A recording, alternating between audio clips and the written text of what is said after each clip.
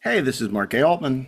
And this is Darren R. Doctorman, and we are the Inglorious Trekspers. Treksperts. Hey, I noticed something. You did something there that you hadn't done before. You suddenly your middle initial appeared. You never use your middle initial. Yeah, well, I just thought because you used yours, and you don't always use yours. I don't. I don't. I do. Not always. I just I thought pretty it much was. do. I just thought it. Well, plus I thought we should have more letters because we're missing our third. It's a ship with a missing man. That's right. Yeah, yeah. It's Ashley has the flu. In fact, I just recovered from the flu myself, which was not fun. I haven't been that sick since COVID, and then Ashley got it. And the funny thing is, Ashley did not get it from me because we don't even live in the same state. Right. Right. But unless you can get it on Zoom, I didn't That give it to state him. is denial. Yeah. So, yeah. But in fact, I still have this cough. So, anyway, well, welcome back. We're we're looking in the rearview mirror. Our holiday specials are in the distant past now. They're probably closer to happening again than they are in the past. So, I hope not. but we have a really terrific panel we did back in August at the Star Trek Las Vegas 2024 Live on from the Inglorious Trekspert stage. yeah, live from the. I like that. That's good. Say it again. Live from the Inglorious Trekspert stage. Hey, can I ask you a question? That is a question. Because by now people have heard the announcement that the Inglorious Treksperts, well, we're going to be back in Vegas this August Back. 6th and 10th with an even bigger and better Trekspert stage. Well, definitely during- bigger. and I'd love to have you do that announcement. We should record that and use that. Record it because I ain't doing it every No, hour. we'll record it. I like that. How does it go again? Ladies and gentlemen, boys and girls, presenting live from the Inglorious Trekspert stage, our next event. Our next feature presentation. I love it. We got to do that. Okay, that's good. Sure. So we're going to be that. We got some great stuff coming up because we're going to be back in Richmond, Virginia, with our fabulous friends at GalaxyCon, March 27th to the 30th. Can't wait. Great. They're going to have some great guests. Frakes is going to be back. Captain Lorca is going to be there. Jason Isaacs, and a bunch of non-Trek guests who are all fantastic. We can have a battle of the captains. It's 4 days. This convention is so successful. It's been so successful, in large part thanks to us. But this convention's been so successful that it's now 4 days. So congratulations 4 to days. Mike and everyone, and we're very excited to be a part of it. And we'll be announcing some more GalaxyCon soon. But Star Trek Las Vegas is in August 6th to 10th. Again, it's an additional day as well this year. We're going to be programming for 4 days. We'll be there on the show floor all 5 days. We're only going to do 4 days of programming. But man, it's going to be great.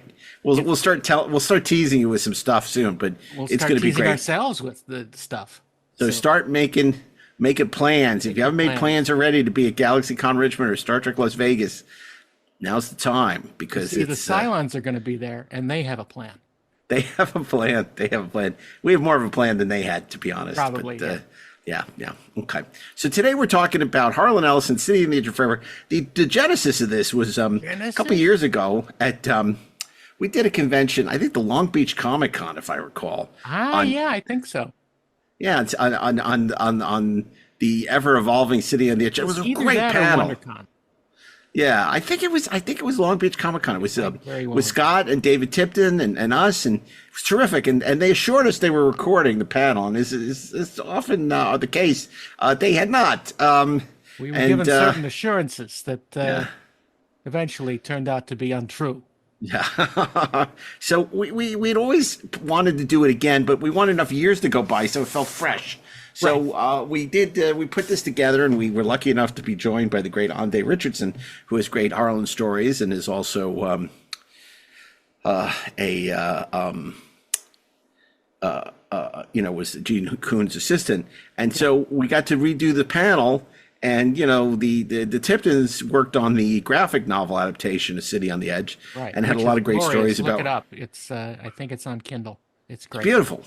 They did a great job, and they did a great job with great stories about Harlan, and just the guys are terrific. Frequent guests on the podcast, great stories. IDW comic book writers and also comic book historians. And we love the Tiptons, and it was great to have them back to talk about City on the Edge. So that was a lot of fun. And we're going to share the fun. I'd be happy if you'd share the risk.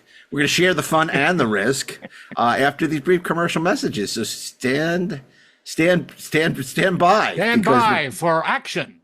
We're coming back in 5, 4. Never mind. We'll be back soon. Stay tuned. At T-Mobile, our critical mission is providing unparalleled 5G coverage for when connectivity is mission critical.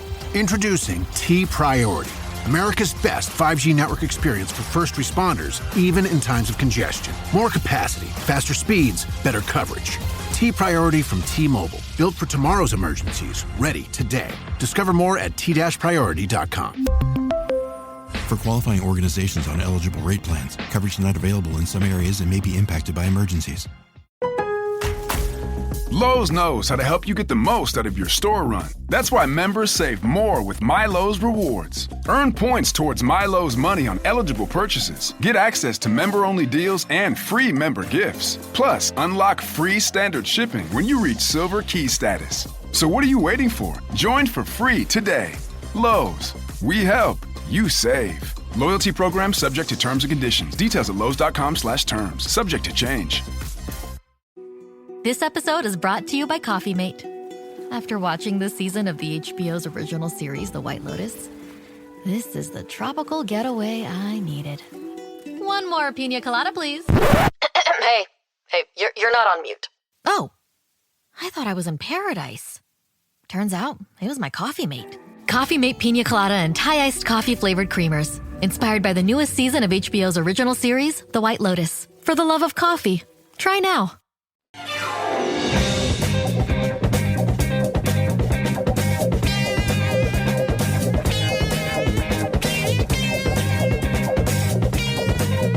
Why are we coming out to Space 1999 music? I don't know. I know. I don't awesome. know. We got to welcome everybody. This is the entirety of the Space 1999 convention.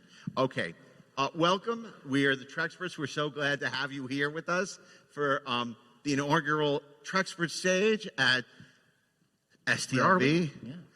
In the DeForest Kelley Theater, which is this. And over here, DAREN DOCHTERMAN, Ashley Edward Miller. Hello. Myself, Mark A. Altman, will be your guide, your tour guides. Well, there is an episode of Star Trek that most of us consider the greatest episode of Star Trek ever. It is, of course, The City on the Edge of Forever, written by the late, great Harlan Ellison. More or less. More or less. That's what we're going to talk about. We're so excited. We got some incredible guests who did the wonderful IDW adaptation, the graphic novel adaptation of Harlan's original script. We're going to talk about the road to the screen, as well as Harlan finally having his original Hugo-winning script adapted into a beautiful graphic novel from the Tipton brothers, and they'll be signing afterwards at the Inglorious Treksperts booth. So, Hazel, thank you. Hazel will be joining us throughout the weekend. We got more questions for you, so be prepared. You have more costumes for us, right? Yes. And we want to thank you. And now, let's bring out Scott and David Tipton, IDW writers, and Ashley Miller, we'll see you later on. Podcast. Yes, you will. Ashley, you want thanks to or for no. joining us.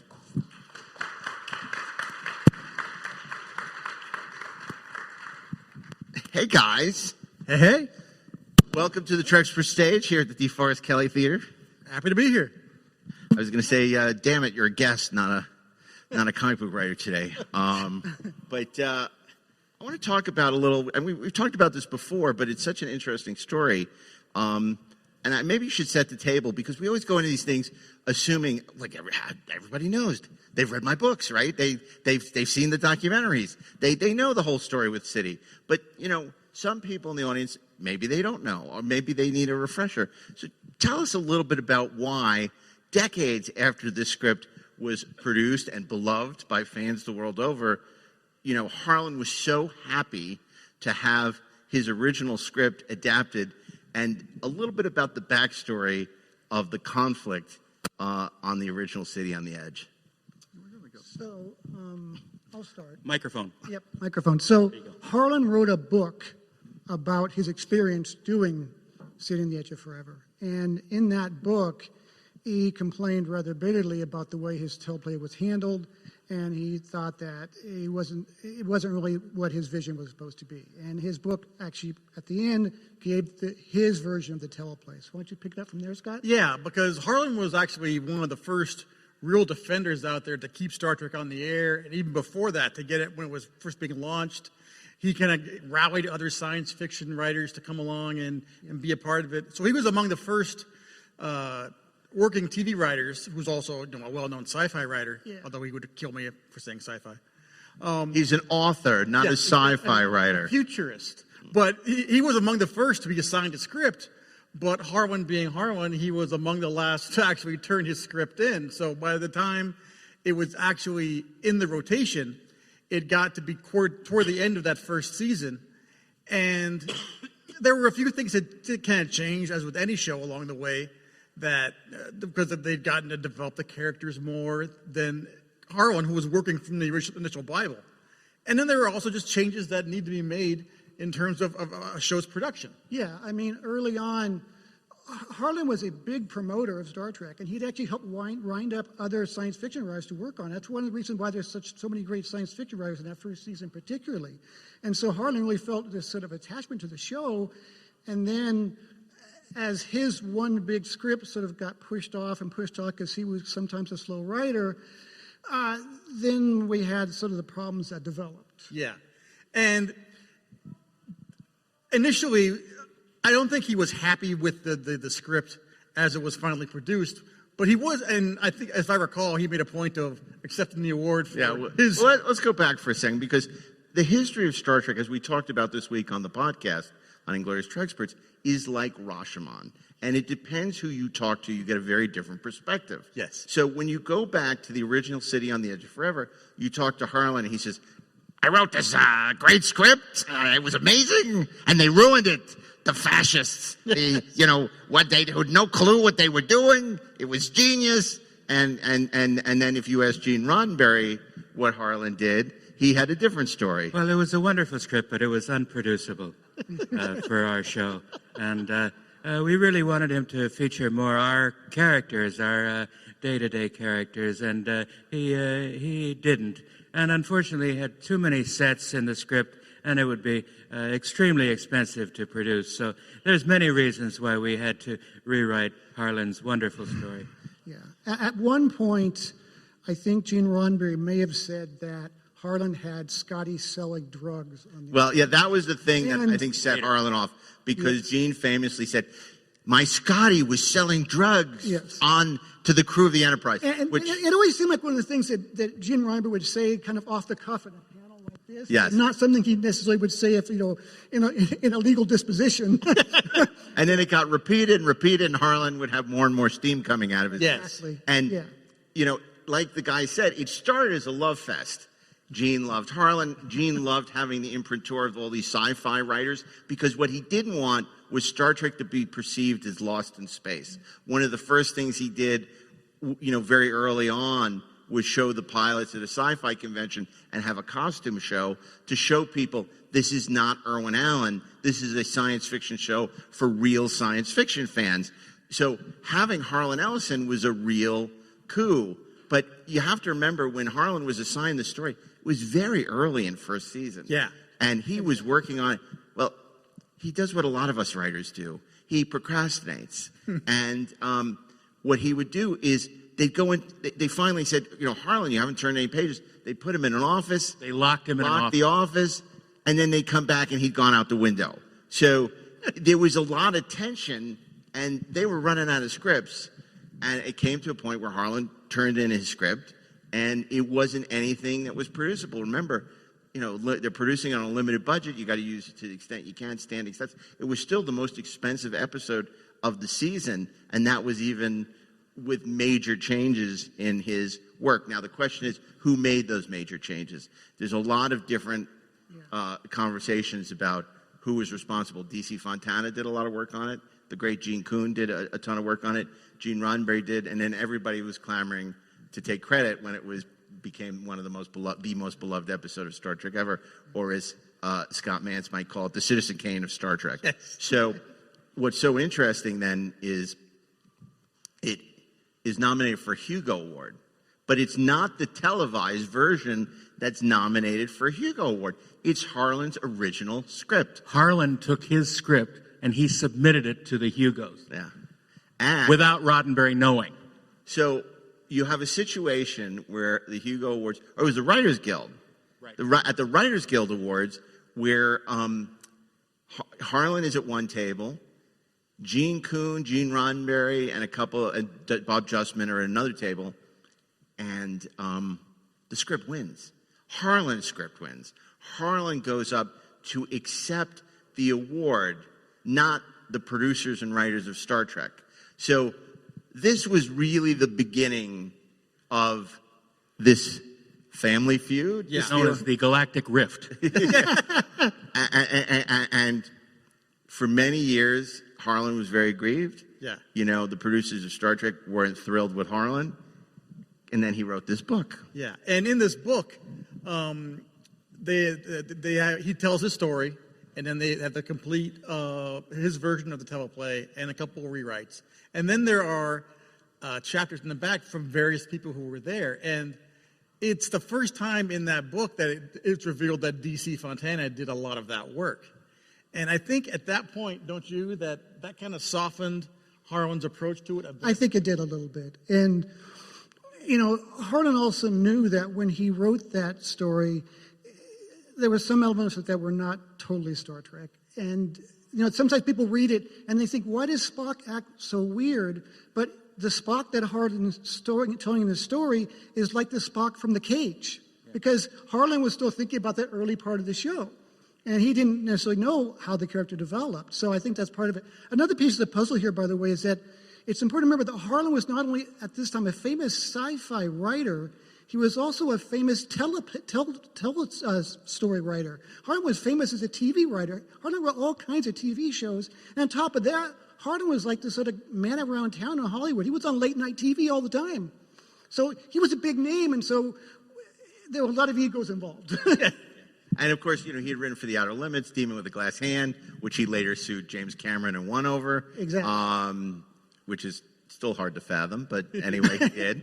And so yes, and it's important to say he was one of these personalities. Back on those talk shows where everybody was smoking cigarettes and talking, he was a regular staple on television, you know, talking, because he was a raconteur. Yeah. He was a great storyteller.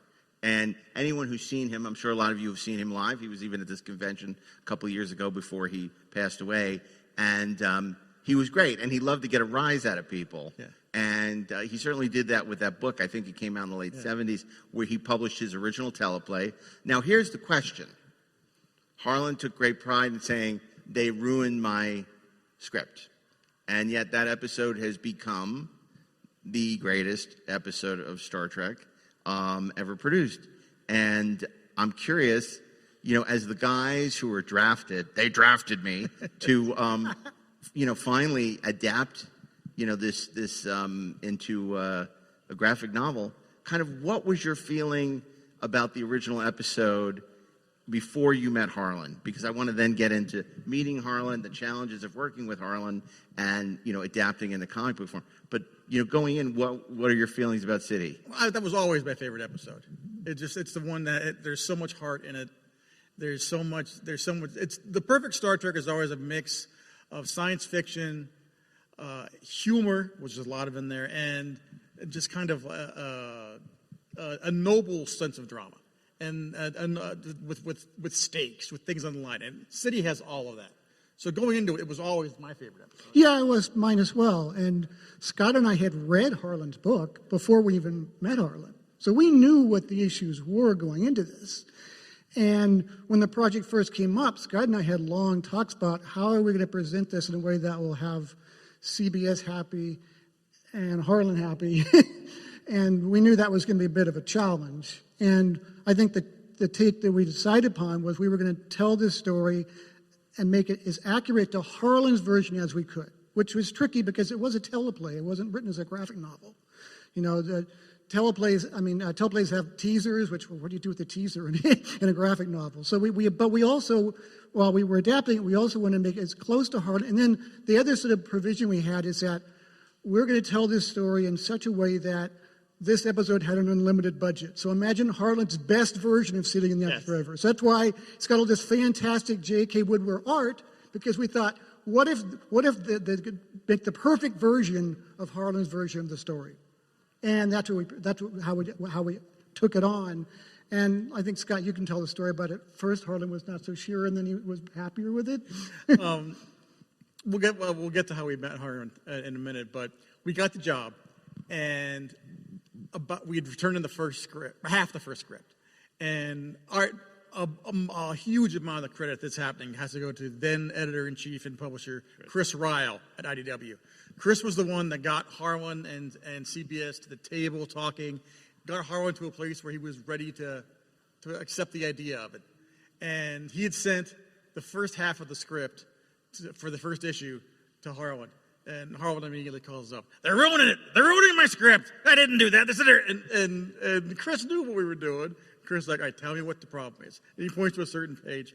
"All right, Harlan, I'm looking at your copy of the book. I'm turning to that page and that scene. I want you to read along with me." And we had done exactly what Harlan said. Harlan said, "Huh. Yeah, all right.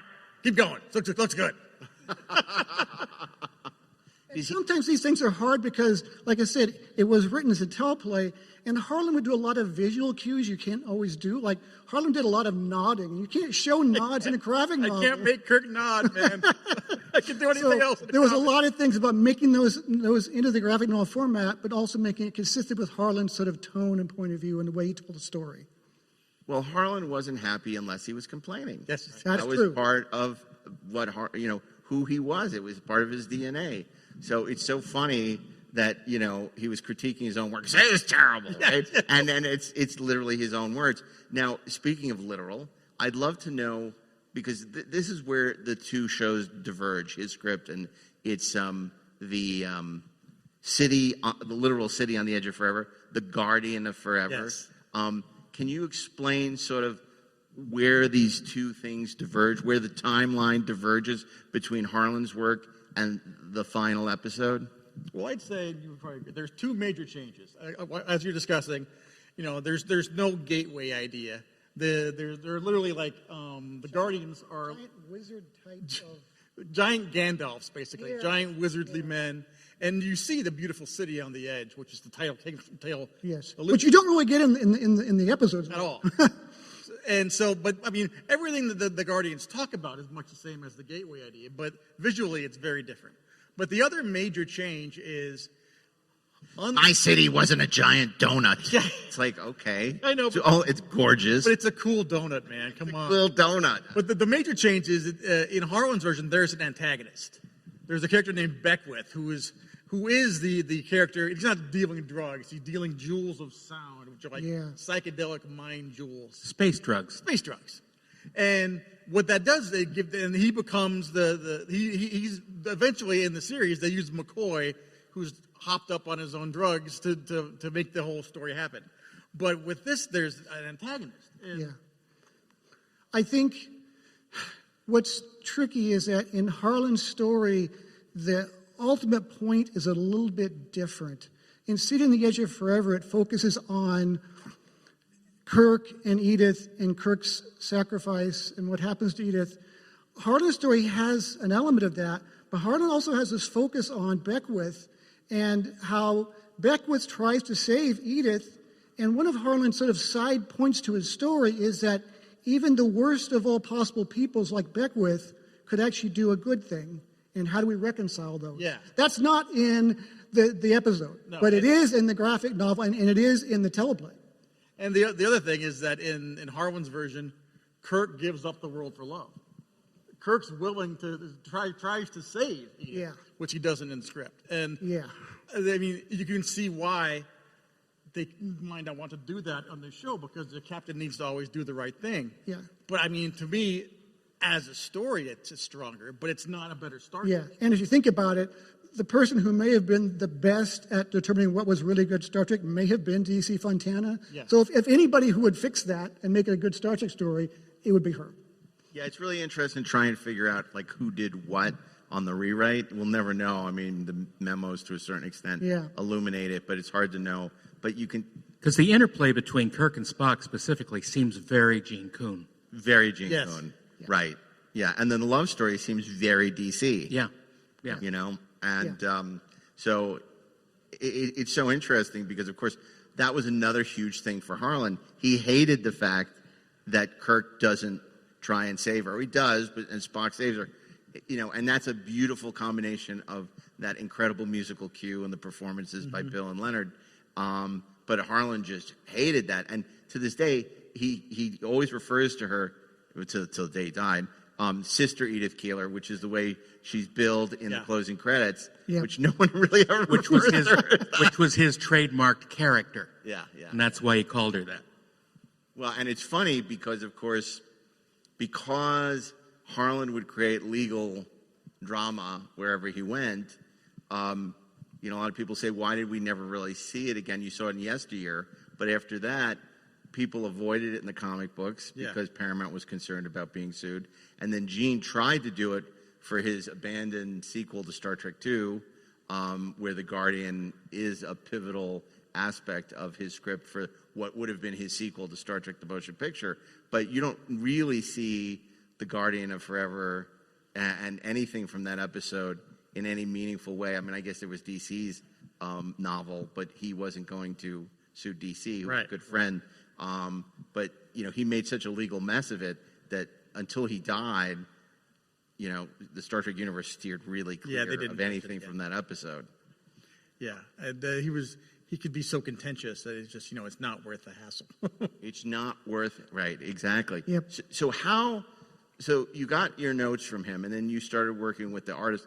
I imagine because you guys had done so many successful miniseries and comic books for IDW, but this was something really special, right? Yeah, this was huge for us, and like I grew up on Harlan's work mostly thanks to David, who introduced it to me when he came back from college. Yeah, my freshman English class in college, they had us read Repent Harlequin, the TikTok Man story by Harlan.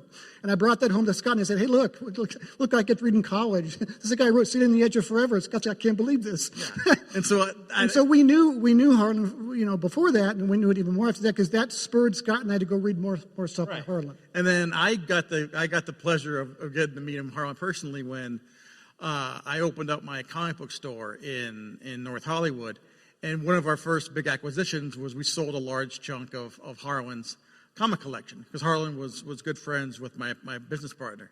So I got to go to the Lost Aztec Temple of Mars, and I got to go to the secret comic book vault. He blindfolded me because he didn't trust me to see the secret button, and we pulled out all that vault was amazing. But as during that course of that day, we had just gotten the job to write the Star Trek Doctor Who crossover.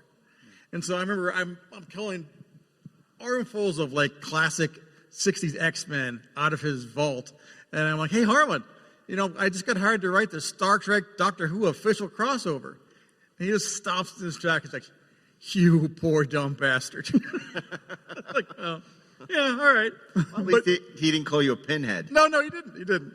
But I think because he had gotten to know me and trust me through us working with him on his collection, whenever Chris managed to get everybody to the table and make this a thing that would happen, Chris wisely knew the best thing to do. I mean, we had at that point we'd had plenty of credits writing Star Trek, but also getting people Harlan knew and was comfortable with. So pitching us to do the adaptation and getting J.K. Woodward, whose work on a book called Fallen Angel Harlan loved and he'd written blurbs for.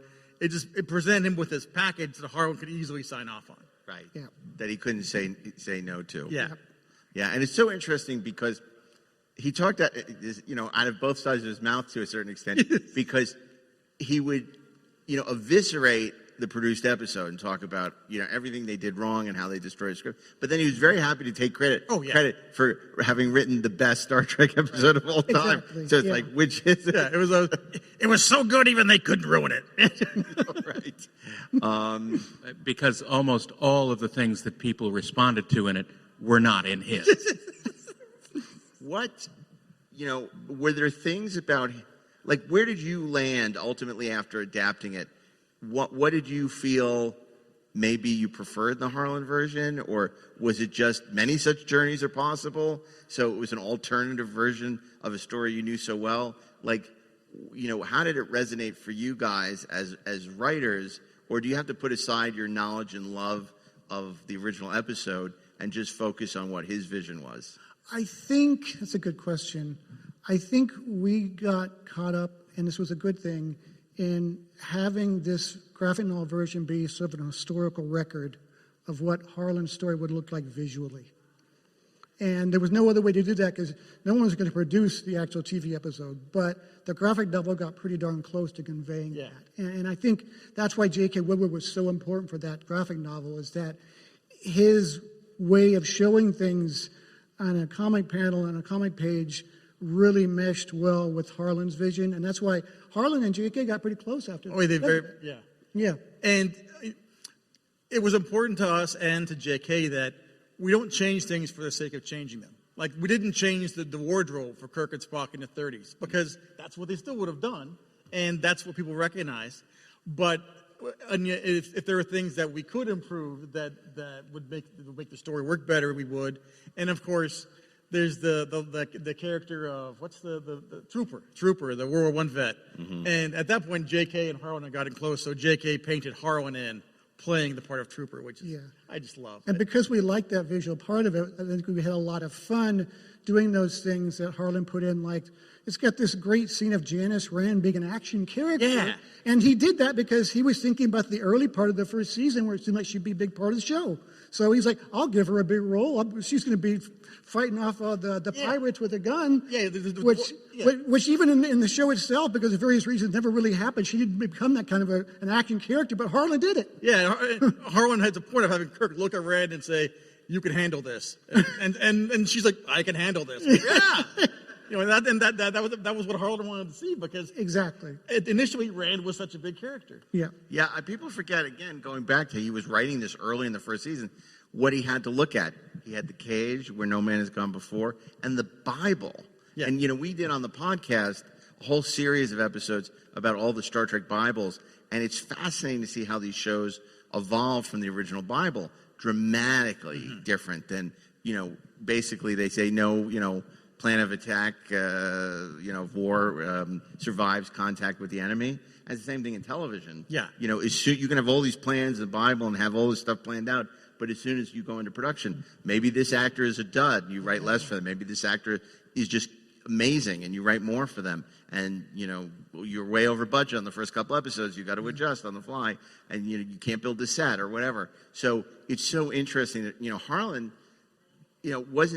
nothing was happening to Harlan that wasn't happening to tons of other writers on any first season show. Yeah, and back when there were 24 episodes a year, it's a long time for some changes to happen over that first season. And anybody who's read Justman's, and I know Justman to a certain extent disowned that book he wrote with Herb Solo, but he said, to a large extent, he said, look, Harlan's been complaining about this for decades, but we gave him more money than any other because we loved that script and we loved it. Yeah. And, that just, kind of destroyed us. We were marshaling our resources so we could produce this. And, it is incredible what they pulled off. Yes, they used the 40 acres backlot, and the old Andy Griffith sets, on the 40 acres. Yes, they used, a lot of, stuff at Paramount and for the mission. But they built the donut. But that was not a cheap set to build. No. Now, tell us about the donut, because it's such an interesting thing. The way, Darren, you might want to talk about this, the runes and in the original script, and why the planet the time portal looks the way it does. Harlan had a line in his script saying, when they transport down, they look around and they could see runes. Now, someone read this as ruins, and it was probably Matt Jeffries. And he said, well, I can do that. So he set up some Greek ruins, So runes, R-U-N-E-S. R-U-N-E-S, which are ancient writings and carved into rock. But instead, we got broken columns and destroyed city on the edge of forever. Right. And I believe J.K. did put some R-U-N-E-S ruins on a thing when he painted it. We did. We made sure he did that, which he enjoyed doing. Yeah. So, yes. Now, we are at Comic-Con. Yeah. God, We are not at Comic-Con. That was last I don't even know. We're at Star Trek Las Vegas, so I can do the deep dive and just say, the one thing about this is that, Bart LaRue, who is the voice, did not do the voice in Yesteryear. It was Jimmy Doohan. And it's the one thing about Yesteryear that just kills me because I miss Bart LaRue's voice that so voice much. is amazing. I love that portrayal. Bart LaRue is also the announcer for the gladiatorial games in Bread and Circus. And for Nazi Germany in Patterns That's of right. Fourth. And but anyway, we're getting off track. There's just something about that delivery for the Guardian that just, I agree with you, because Jimmy Doohan is great at doing other voices, but he didn't have that kind of that announcer gravitas. The travelers are returning. Yeah, so I mean, and that was obviously a big source of contention for Harlan because it bear no resemblance to what he had conceived of. Yeah, but I mean, again, visually, I think it was Nicholas Meyer talks about with Trek 2 that having a smaller budget or restraint is better for you and not worse. Yes. And, if they could have had giant wizards on that stage, would that have looked better than the Guardian portal? I don't think it would have. Simplification is always better. Yeah. And it lets you tell your story more efficiently and quickly. Yeah. Yeah, and it's so funny because it's amazing, what they pulled off with that kind of budget. Yeah. And then how it has endured over all these years. So when you were going with Harlan to promote this at Comic-Con at Star Trek Las Vegas, ultimately, what was his feeling? Was there a sense of satisfaction, or as satisfied as Harlan would get that this was finally out there? And what do you feel the reception was? Because this is a very popular graphic novel. People really love it, and it's gorgeous. If you haven't seen it, are you signing anything? No, it's out of print now. It was a gorgeous graphic novel. It is available on Kindle, however. Yes, so get it, please. It's beautiful. Yeah. And the art is beautiful. The adaptation of the story is beautiful. I'm a work for hire, so I get no royalties. I'm telling you, get it. It's beautiful. You want to read it. Well, it's funny because I do remember back in the 70s when that book first came out. I mean, I think that's how I became familiar with the whole story. It was really remarkable because, that was like one of your first glimpses into how dysfunctional Star Trek was. Yes. Which always I found, so fascinating. Yeah. And he just eviscerates, everyone. No, Harlan loved the book. He was head over heels with it. Two stories. It's Thanksgiving the year I'm working on it. I'm up north at my father's house. And we had just turned in the first script. And the phone rings. It's not my cell phone. It's my father's landline, like my mom's old princess phone.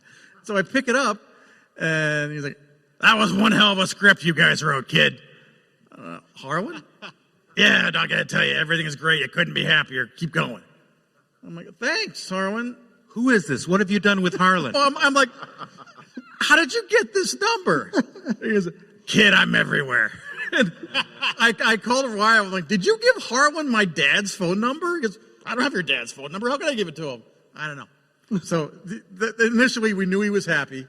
And then as he would see the pages coming in from JK, he would just absolutely be in love with them. Yeah, and that was a great relief in some ways to do it because we knew Harlan could be difficult to work with, but actually we didn't see that side of him. We never did. And in the collected version of the book, Harlan writes an introduction and an afterword. And in the afterword, he refers to David and I as the paladins of his original dream. And that's going to be on my tombstone. It still chokes me up. Wow, that's a lot. And you didn't lose any hours. Not at all. It was really nice. That's a lot nicer than David Goodman, in his autobiography of Captain Kirk, said Edith Keeler's asshole landlord was Mark Altman. I'm like, thanks, David. Appreciate it. But I got to say that you guys really did a remarkable job. Now, I want to talk a little just about the episode itself and why you feel it continues to have so much impact. We've all seen it hundreds, if not thousands of times. And it still just packs a wallop every time. And it's just the perfect combination of performance from, Bill and Leonard, but everybody, even Michelle, happiness, Lisa. It's just everyone is so, and Dee obviously is great as well. And Joan Collins is phenomenal. And we have the Generations panel on Saturday with Brandon and Ron and David Carson. We still want to know why Antonia wasn't Edith Keeler in that movie. But why don't you just tell us a little bit of, what do you think the secret sauce is? Why does that episode work so well? I think it's a combination of two things. It's partially the production quality gives it a cinematic kind of feel that at that time in the 60s, there was a lot of sort of teleplays that were pumped out. Harlan was one of the ones who wrote all those teleplays, and they all had a kind of generic feel, but something about that, the production, the way it looks, it seemed more like a feature film in a way. And then the other part of it is, I think, the love story at the core of it, I think, is what really makes people attracted to it. I think visually, at that point in Star Trek, there'd been a lot of visits down to planets, and it always looked like planet soundstage. Yeah. Whereas in this one, they're doing exteriors on the old backlot, so it makes it look more cinematic. I think what people respond to most is this is one of the episodes where you really see the Kirk and Spock relationship really kind of like coalesce and become what it is, where there's so much respect for each other. Their willingness to kind of like badger and tweak each other and make jokes at each other's expense. You got the famous stone knives and bearskins. And and Spock's, how you can tell that's, even though Spock's not supposed to feel it, how much it pains him to let Kirk know what has to happen to Edith. Yeah. And I think Shatner doesn't get enough credit for actually doing some like really subtle and powerful acting in there. Nimoy's at the top of his game. Mm-hmm. I think it's one of the best things Joan Collins ever did. Absolutely, and I think that there's a great relationship between the micro story and the macro story, and how they feed on each other. And I think that we can feel the weight of the macro story and feel in touch with the characters in the micro story. So I think it's a masterful orchestration of that. Yeah, and it's also, I think, something that got, sort of redone by other people later on and copied, but I think it's one of the first times we see a time travel story with that kind of gravitas and pull to it, with a love story into it as well. Yeah. Yeah. I think what's also just remarkable is how it sells the love story in very little time, because they don't even get to the planet till 10 minutes in through the Guardian. So it's so compressed, the time that Kirk knows Edith Keeler, and yet you completely believe it. And you believe it when Spock says at the end and raises his mind, says, forget. Oh, wait, that's Requiem for Methuselah, which is a love story I don't believe. But it also shows the great direction of the episode. Yeah. And that they can tell so much with just looks between Edith and Kirk, that they can ramp up the acceleration of this love story just between the reactions that they do between each other, and it's very well done. And I don't want to dismiss those performances because they are all tour de force. The other person who is part of that circle of genius is Fred Steiner, and what Fred did that was so effective was threading the Goodnight Sweetheart through as sort of the love theme. And of course, that's why for those of you who are oldies like us, who may remember when it first came out on home video, they didn't have the rights to Goodnight Sweetheart, so they weren't able to use the needle drop and the music. And it doesn't work nearly as well. And it was only a couple years later where they got the rights back and were able to fix it on DVD and Blu-ray and later iterations. It's like an A/B test. It's like an eye test. You put one on, doesn't hit the way it does with that music. Worse. Yeah, right. Better or worse? Close one eye, close the other. And to go back to what you're saying about how, the economy of writing. I mean, there's a big sequence in the teleplay where Spock talks about what Kirk has lost and what it all means. And it's good writing. It's nice. I'm not saying anything wrong with it. But you compare that to the end of the episode that's filmed where McCoy's like, do you know what you've done? And Spock's just like, he knows, Doctor. And those strings. Simple. Yeah. You know, those wailing strings. There's one moment in the middle of the episode where Kirk realizes that he's falling in love with Edith.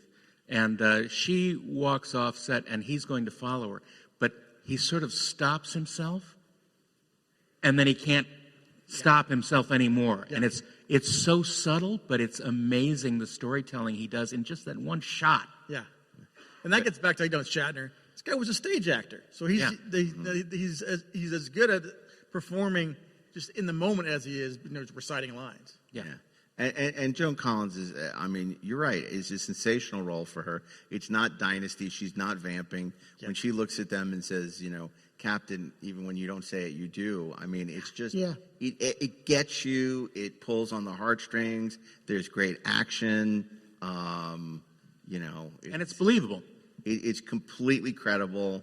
And it kind of created this subgenre of, oh my God, if this, we changed with the butterfly effect. We changed one thing in the past, and the whole, world is changed. And it's kind of why Gene's script for Star Trek II doesn't work, because it kind of is the same thing done big and kind of goofy, as opposed to this is small. Yeah. And that's the best way to do these kind of stories. Or Star Trek IV, where Kirk falls in love with transparent aluminum.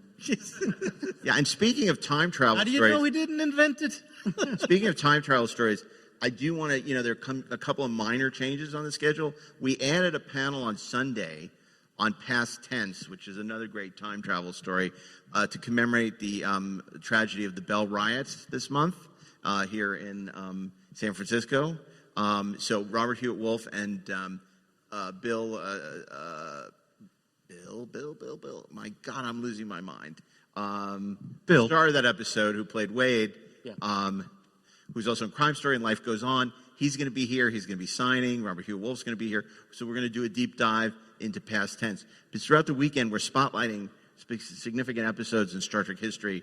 Ira Barron, Ron Moore are going to be talking about Armand Bashir. We're doing Tapestry with the star of that episode, and David Livingston, producer on it. And we're forcing you to keep an eye on the schedule and follow every change that gets made. There are not a lot of changes, but there are a couple. I'm going to mention them right now. Unfortunately, Brian Fuller had to drop out due to something at home, it's unfortunate, and he sends his regrets. And Doug Drexler's not going to be able to join us. So those are the only two major changes we have in the schedule. But we're sorry because both of them couldn't be here. But everybody else is here. Everybody else is excited to talk about Star Trek and entertain you. As far as we know. And of course, you guys are going to be back with us throughout the weekend and be signing at the Trekspert booth. Many of your other work, in addition to, we'll be talking comics later, in addition to City, obviously the Mirror War was a fantastic achievement, a lot of other stuff that you've done. And who can forget your Planet of the Apes crossover? Star Trek. The Primate Directive.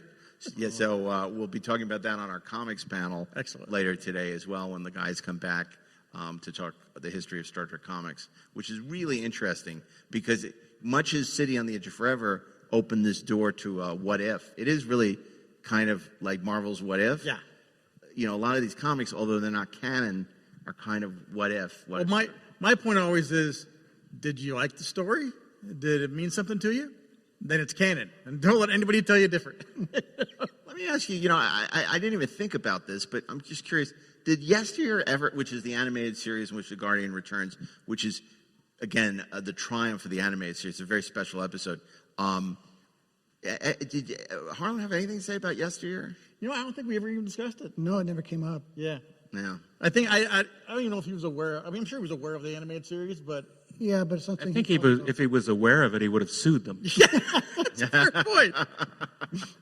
It's so funny. I'm looking at you guys, but I'm looking past you at these lights, and I can't figure out if this is our homage to Home Soil or Miranda Jones or what's going on in that. Or the display behind Spock at the motion picture.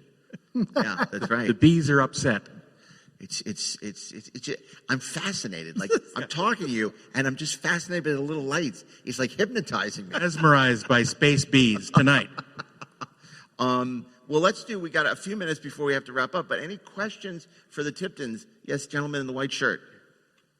Was Mr. Ellison aware that changes had been made, or did he sit down in his TV that Thursday night and get the... Was Harlan aware of changes that had been made in the episode, and did he sit down that Thursday night and was shocked to discover? No, as he said, they had his phone number when he was at his at his father's house. Harlan knew and was not happy because he had a lot of friends on the production. In fact, our next panel is with the great Ande Kindred, who is Gene Kuhn's assistant, who's a big fan of Harlan. She'll talk about him on this next panel on Gene Kuhn and other Trek trailblazers. But he had a lot of spies, so he knew it was being changed, and he was not happy. I mean, if I recall, the book he wrote about the whole situation even includes some memos back and forth. There's fallout there in his book that he knew what was going on to some degree. Yeah. This is why a lot of authors don't like anything about television other than the money and the residuals,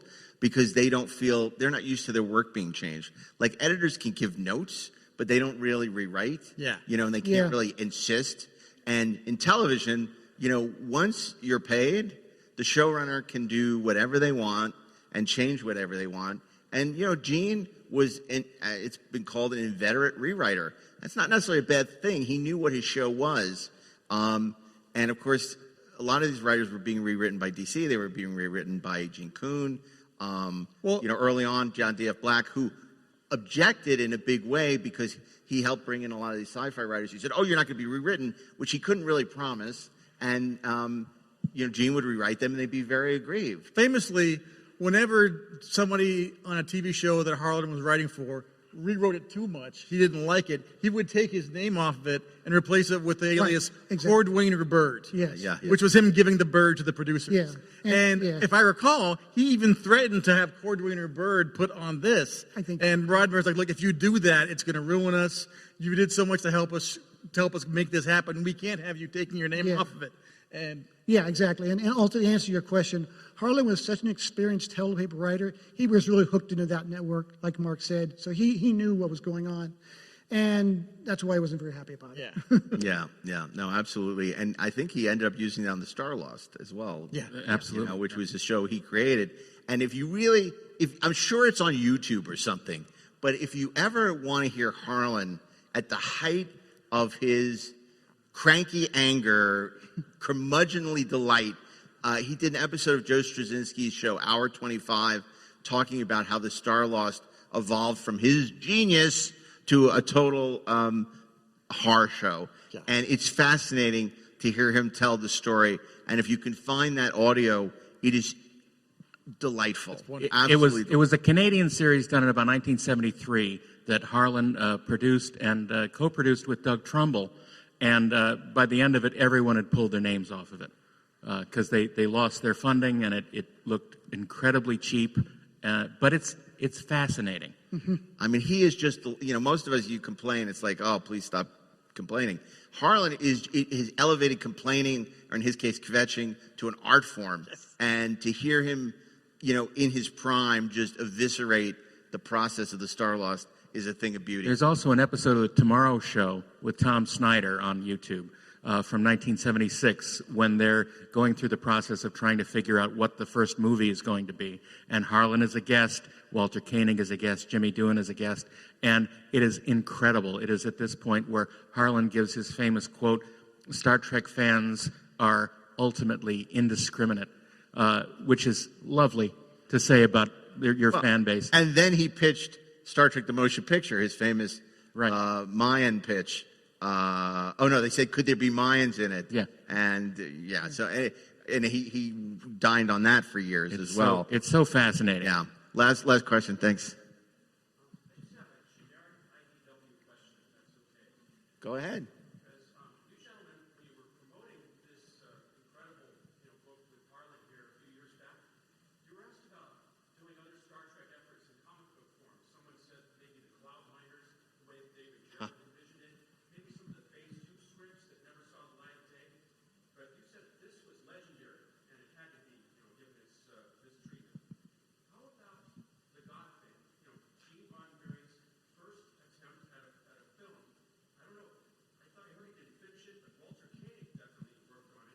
Well, no, actually, Gene had finished it. Walter finished the novelization of it. It was Gene's original script. That's a great question, by the way. He was asking, he said, this is great that City was adapted, but what about some of these other white whales of unproduced Star Trek? The original Cities in the Sky or whatever, David Gerald's original script for Cloudminders before it was rewritten by Fred Freiberger. What about The God Thing, which was Gene Roddenberry's original, that's where Kirk fought Jesus on the bridge of the Enterprise. In the mid-'70s, this was a script that he wrote that was killed by Paramount. There are a couple of other legendary, like the Academy years. There's Gene Roddenberry's script for Star Trek II. I mean, there are these iconic, classic, unproduced Trek. Was it discussed? The Phase 2 scripts in particular. And the Phase 2, which was the unproduced Star Trek series, for which there were about 13 There have scripts been written. discussions about those. That's about all I can really say about it. I mean, a lot of it has to do with what's going on in the market and where Star Trek is out there. Yep. I mean, the focus, whenever Star Trek is in a boom period, the focus is always going to be on supporting the new shows. And so the IDW in the past and CBS in the past, everyone is on board with the idea of doing some of that stuff. It's generally more a thing of finding a place to put it in the market whenever you need something because there's nothing else really going on. Exactly. And Star Trek has been on such a boom lately in the last few years, there hasn't been need for that kind of supplemental material. That's exactly it. And so, you can endanger your market by putting out too much Star Trek comics at once. And so I think IDW and CBS are also very careful to see what they do with that as well. Well, guys, we'll talk more about that on the Star Trek Comics panel, which is coming up later today. Check your schedules. We want to thank you. It's always great to have shared stage with you guys. They're going to be signing at the Inglorious Trekspers booth in the vendor room, the DeForest Kelly vendor room. Are we selling Quadrazine? So, no, it's the Gene and Majel. Oh, it's Gene. All right, we're in the DeForest Kelly. Yes. That's the Gene and Majel. Of course it is. The Lincoln Enterprises vendor room. So thank you, guys. We'll see you later today. And we'll see all of you. We're going to keep it going here on the Trekspert stage. We'll be back with Ande Richardson in just a few minutes. Meanwhile, congratulations on being the first panel. This was great. Thanks, guys. For coming out, everybody. We appreciate it. Though I'm not beside you, good night, sweetheart. Still my love will guide. At LinkedIn, we know hiring is a big deal for your small business. Sometimes it can feel a little, overwhelming. LinkedIn uses data that you can't find anywhere else to give you the best candidates. All so you can feel confident you're hiring the best person for the job. And even a little, hiring bliss. See why 86% of small businesses who post a job on LinkedIn get a qualified candidate within a day.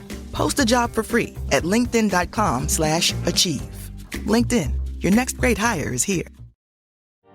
You're the perfect blend of elegance and style, and your ride should be no different. The 2024 Hyundai Sonata Hybrid meets all your needs, from business to brunch and everywhere in between. With head-turning details like a sleek front end, plus stylish interior, and an available 12.3-inch digital instrument cluster and seamless tech integration. Okay, Hyundai. Visit HyundaiUSA.com to learn more about the new 2024 Hyundai Sonata Hybrid. Love, exciting and new. Hello, Hannah Waddingham here. Have you seen the fabulous new Sun Princess? World-class entertainment, exceptional dining, and the greatest pizza ever. It's Don't miss our Come Aboard sale with up to 40% off and free room upgrades. Visit princess.com or call your travel advisor to book. Princess Cruises. Terms and restrictions apply. Offer ends 2/28/25. Ships of Bermudan and British Registry. And we're back. We're back. So that was City on the Edge of Forever, or whatever we're going to call the episode. And City on the Edge of last August. Yeah. It's so interesting because the whole story behind the making of that is so interesting. And yet it's one of the few times where I think you could say the final version is the best version. Yeah. The actual broadcast version. As much as Harlan hated to hear that. Yeah, well, it's just one of those things. He was part of the process, and he hadn't really had to deal with that before. And people say, "Oh, you guys are hard on Harlan," which is crazy because I love Harlan Ellison. Of course, I love him. I love his writing. I loved every crazy minute I ever spent with him. I mean, I've told this story before. I mean, we were all guests at a convention in Madison, Wisconsin. It was right after 9/11. And a bunch of us were traveling on this little puddle jumper from whatever the connecting city was to get to Madison. Probably Chicago. And my friend, my writing partner, Steve Crozier, was with me. And, people were very nervous traveling after 9/11. And he had vaguely Middle Eastern features. And so he was pulled out of line by TSA. Right. And they were giving him a lot of shit. And Harlan Ellison comes over. Hey, leave that guy alone. He's a Jew from Brooklyn. No, a Jew from Chicago. He's a Jew from Chicago. Leave him alone. And Steve just turns to him and with daggers for eyes saying, Harlan, don't help me. Stay off my side. Yeah. I don't want you. Please, just let things play out the way they're going to play out. Oh. And but for Harlan, and I ran into many years later in Vegas actually, and reminded about that story. He said, "Yep, sounds like me." Mm-hmm. So, but Harlan was a true one character. Yeah. Which doesn't mean that his version of City, which he said for years was better than the broadcast version. Yeah. Doesn't mean it's true. It's not. The broadcast version is better, but that's okay. He wrote it. He's allowed to think his version is better. Doesn't mean it is.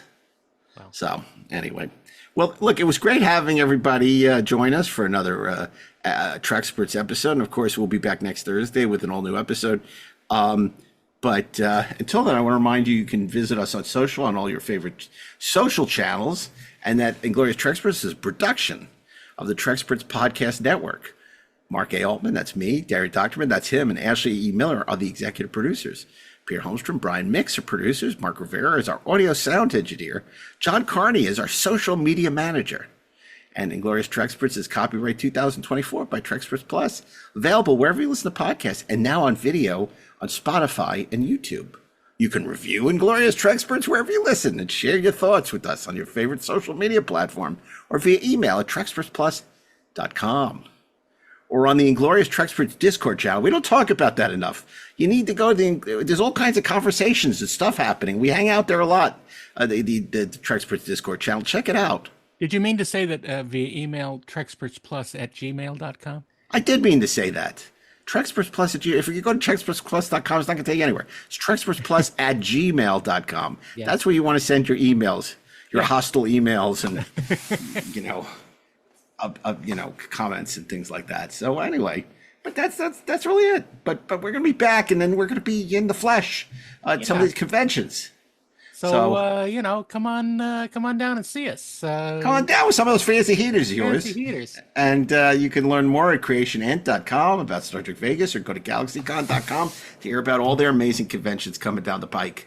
And I'm not talking about the Christopher Pike, the Pike. When I say the Pike, I mean the Pike, You know what I mean? Where'd that expression ever come from, the Pike? Coming down the pike. Does that mean like turnpike? No, I think it does have a specific meaning that I'm just not aware of right now. Interesting. I never realized that a parkway was different than a throughway, was different than a highway. The different departments, like a parkway was built by the Department of Parks, right? Whereas a highway was the Department of Highways. That's why some things weren't really parkways, were called parkways. Right. Fascinating. I didn't know. And freeways out here are called that because they're free. They aren't toll roads. Right. Because they're not toll roads, right? They're not tollways. Where a turnpike is a tollway. Mm-hmm. Interesting. On the East Coast. Yeah. Yeah. And a wormhole is we're not gonna talk about the wormhole. But anyway, so again, thank you for joining us, and we'll be back next Thursday. And on behalf of Darren Doctorman, Ashley Miller, I'm sure if he was here, he would feel appreciative as well. Sure. And myself, Mark A. Altman, keep on trekking, ingloriously, of course. Shh.